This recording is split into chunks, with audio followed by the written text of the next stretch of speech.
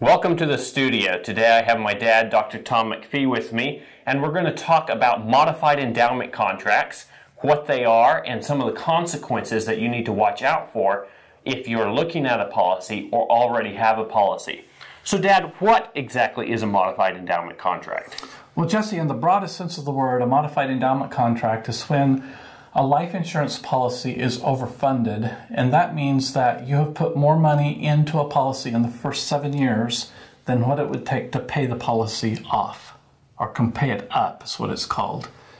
And so if that happens, then the policy becomes a taxable event, very similar to a 401k or an IRA. Okay, so what are the guidelines for knowing when that could happen and to keep it from happening in a policy? Well, first of all, in the initial design, you want to make sure that the policy is not scheduled to have more premiums going into it in that first 7-year period. But then at the same time, you want to be looking later on and not be repaying a policy loan or adding an extra premium payment without checking with the insurance company to see if that policy can hold that money without becoming a modified endowment contract. Okay, so now on some of the policies with our clients, they have made loan repayments, and the insurance company then sends them a letter and says, if this loan repayment goes through, your policy will become a modified endowment contract. They let them know, and they usually send that check back to them, or just send them the difference of what would make it become a modified endowment contract. That's right. The insurance companies really don't want the extra paperwork of recording that and having to report it to the IRS.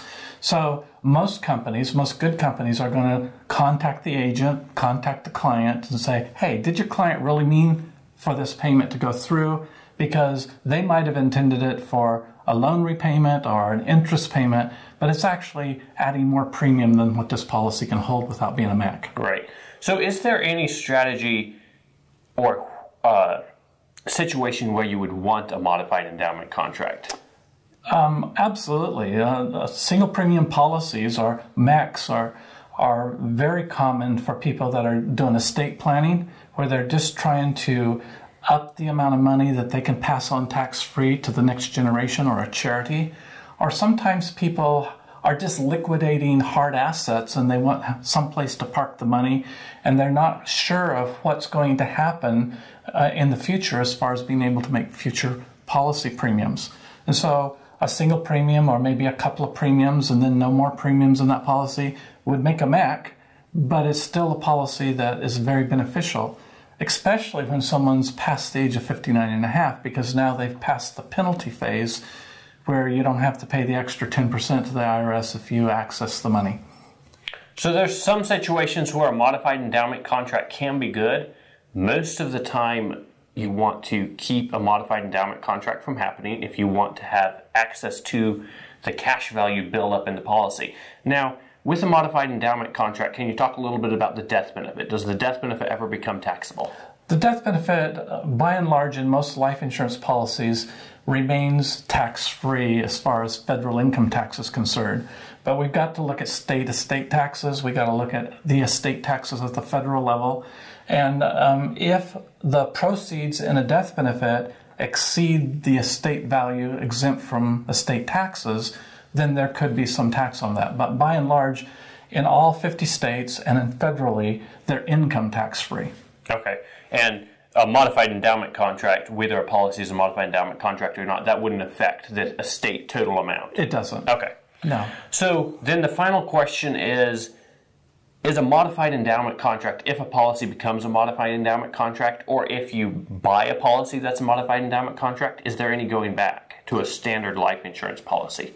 Well, again, if you design the policy to be a modified endowment contract in the first place, or you overfund it and you don't get a refund for that extra amount that made it a modified endowment contract, once that's been reported to the IRS, there's no going back. There's no going back. It's going to remain a modified endowment contract indefinitely.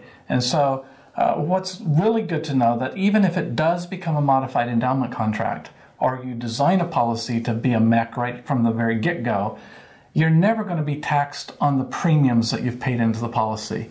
You're only going to be taxed on the growth. And in a modified endowment contract, all it says is that you have to take the growth out first. And that means you're going to pay taxes on that growth immediately when you take a loan if there's more cash value in the policy than what you've paid for the policy. Sure, that makes it. So you can always get your cost basis back out tax-free, but you have to take the growth out first. Is that correct? That's correct. All right. And with a standard life insurance policy, the way it works is you get to take your cost basis out first and then any of the growth. That's correct. And of course, if you switch to a loan when you're pulling out the growth, then there's no tax liability on that at all. This is an interest-only rate. So there you have it. Some information about modified endowment contracts. Hopefully this was helpful. If you have any other questions about modified endowment contracts or have a question about a policy you're getting or already have, make sure to reach out to us if you have any questions.